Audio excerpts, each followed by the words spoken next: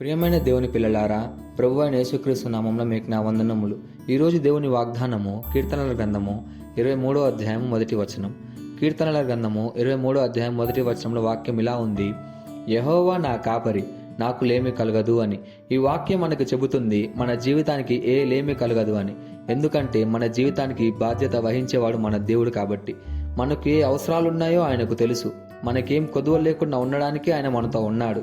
మనం పుట్టక ముందే మన కోసం ఆహారం సిద్ధం చేసిన దేవుడు ఈరోజు నీ కడుపు నింపడా? ఖచ్చితంగా నింపుతాడు.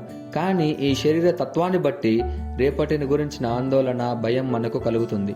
ఒక్కటి గుర్తుపెట్టుకోండి, మనకు అన్ని ఉన్నప్పుడు కాదు, ఏం లేకపోయినా చెప్పవలసిన మాట యెహోవా నా కాపరి, నాకు లేమి కలగదు అని. మన జీవితంలో మనకు అన్ని ఉన్నా మనకు ఏదో లేదు అన్న అభిప్రాయం కలుగుతుంది. రేపటి భవిష్యత్తును ఎలా ఉంటుందో అన్న ఆందోళన ఉంటుంది. కానీ ఎస్తేరు అలా అనుకోలేదు. ఆమె ఒక అనాథ. తల్లిదండ్రులను చిన్నప్పుడే కోల్పోయింది. అన్న వరసవుతాడు మొర్దెకై. ఎస్తేరును ప్రేమతో పెంచాడు. ఎస్తేరు తన అనాథ పరిస్థితిని నెగిటివ్గా తీసుకోలేదు. తనకు ఉన్న దాంట్లో సంతృప్తిగా జీవించింది. అందుకే దేవుడు ఆమెను ఒక ప్రత్యేకమైన స్థానం కల్పించాలనే ఉద్దేశంతో రాణిగా చేశాయి. అతిపెద్ద పాత్ర ఇచ్చాడు. ఇది ఒక్కరోజు జరిగింది కాదు, ఇది దేవుని సమయంతో కూడిన యాత్ర. ఎస్తేరు తన ప్రజల మీద ప్రేమతో ధైర్యంగా రాజు ఎదురు నిలబడింది. ఇది చాలా ప్రమాదకరమైన పని. ఎందుకంటే ఆ కాలంలో అనుమతి లేకుండా రాజు ఎదుటికి వెళ్లే మరణశిక్ష అమలవుతుంది. కానీ ఆమె ముందు అనిన మాట, నేను నశించిపోతాను గాని నా ప్రజల కోసం నేను పోరాడతాను అని. ఇది విశ్వాసం, ధైర్యం మరియు దేవునిపైన నమ్మకం. ఈ వాగ్దానాన్ని మన జీవితానికి ఎలా తీసుకోవాలి అంటే, మనకేం లేకపోయినా దేవుడు మనకు అవసరాన్ని బట్టి అన్ని సమకూరుస్తాడు అనే విశ్వాసంతో ఉండాలి.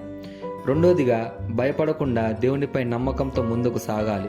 మూడోది, మన జీవిత ప్రయాణంలో దేవుని ఆత్మయు మార్గదర్శకత కోరుతూ ప్రార్థించాలి.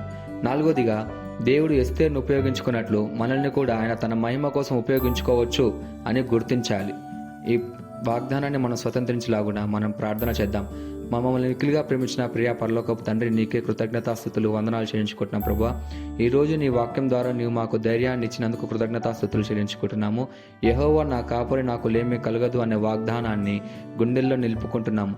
రేపు ఏమవుతుందో మాకు తెలియకపోయినా నీవు మా తోడుగా ఉన్నావనే నమ్మకంతో జీవించే శక్తిని మాకు దయచేయము. యేసుక్రీస్తు నామములో అడుగుచున్నాము తండ్రి, ఆమెన్.